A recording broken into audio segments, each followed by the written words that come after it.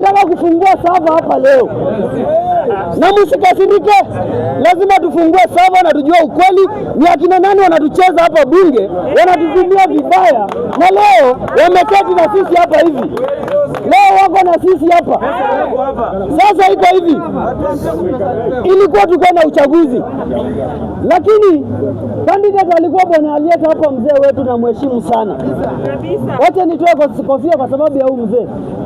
He was the aspirant wa presidential candidate bunge la mwananchi. Galgalo, mrelax. Mimi naweka kwa frying pan, mrelax. Galgalo alikuwa ngani presidential candidate, si ni kweli? Tulikuwa na mwingine kabla ya kuapisha, ndakuja hapo. Msiende sana. Kabla hapo kulikuwa na mtu anaitwa Agai Kenya.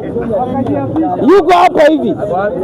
Walitoa pesa. Tulikuwa na commission na hawa commission wako na sisi hapa.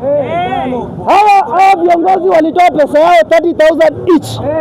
Wavai for that position. Tulikuwa na youth leaders ambao walitoa hela zao. Wavai for those position. We had coordinators of bunge la mwananchi Kenya hii ajivanjia headquarters. Walitoa pesa yao wavai for those position. Ilipofika siku ya election, sisi members tulikuwa hapa bunge asubuhi. Ilikuwa tupige kura, lakini hakuna kura ilifanyika hapa. Baada ya hapo, wakora wengine wakaanza kujiapisha. Kuna mmoja alienda mpaka Sakaja direct, after kujiapisha direct kwa Sakaja. Kufika huko, relax.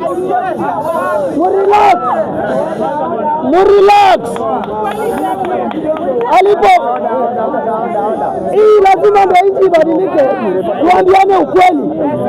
Hata mambo ya mafuta imepanda, lakini ndakuja hapo. Pia hiyo ni mbaya.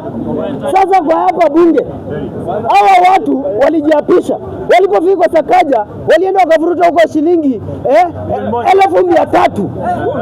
300,000 that it was supposed to be lunch of members of bunge la mwananchi.